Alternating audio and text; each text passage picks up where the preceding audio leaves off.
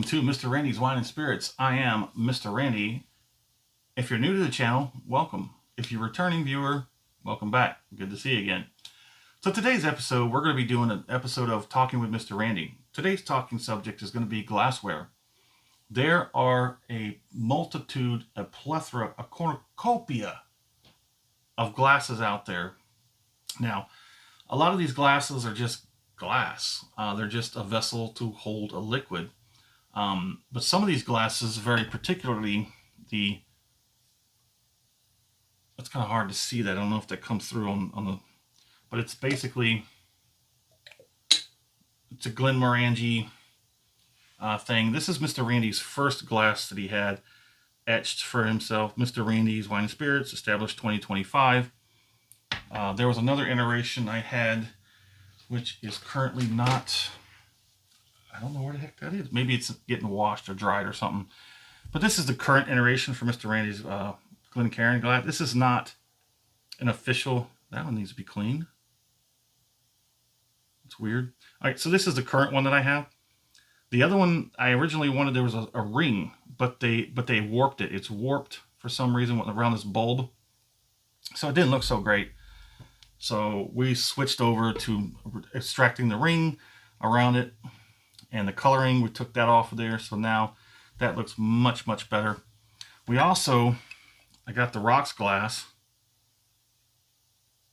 of Mr. Randy's Wine and Spirits for the rocks glass. That's very nice. We have the gin mixer glass. That is an official Glencairn product right there. Very nice. I use that when having gin cocktails. Very nice. Basically shot glasses. This is a tall shooter. You have your small short ones. Those are fine and all. This is actually a cap. I don't remember if this actually came from the Glencairn,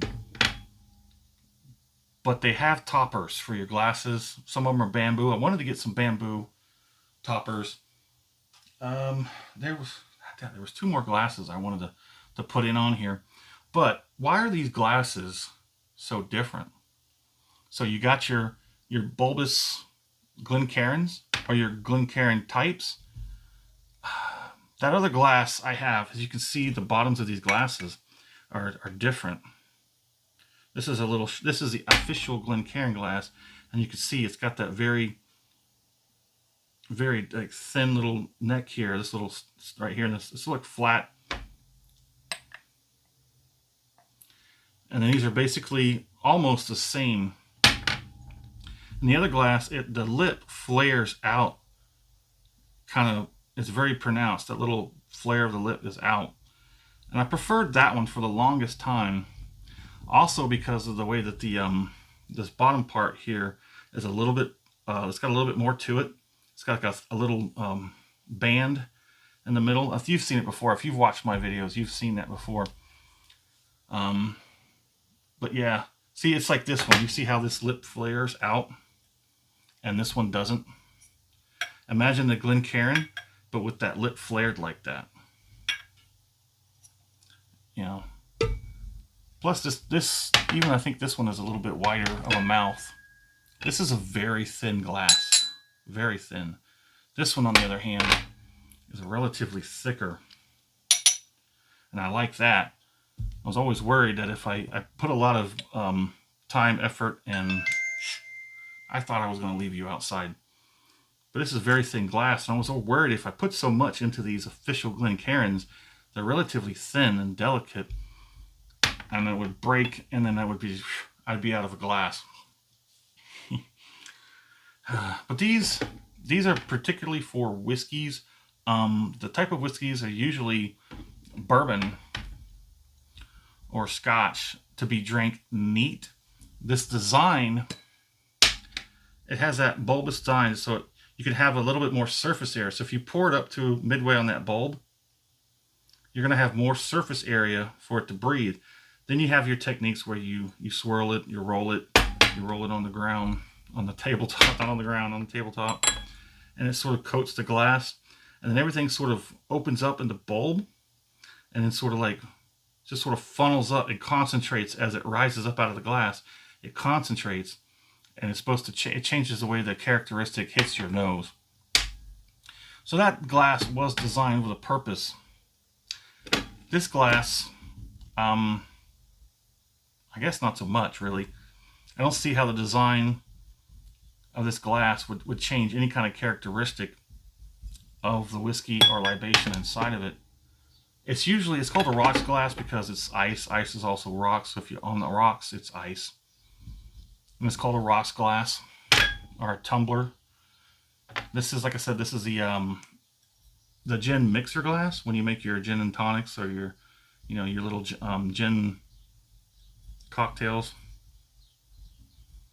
So it's got that sort of bulbous feature to it as well, the same sort of contour where it goes inwards and then out and it opens back up. And that sort of gives you a little bit of a boost on the senses for the nose, because it kind of does that the same way a Glencairn does, but it concentrates it more into like a shotgun blast, that choke that coats it. All the little pellets go in to like a little deal, and it also affects us. We're not talking about that.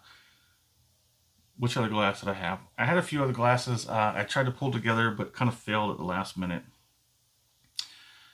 There's another glass which is typically for, I think it's Turkish tea.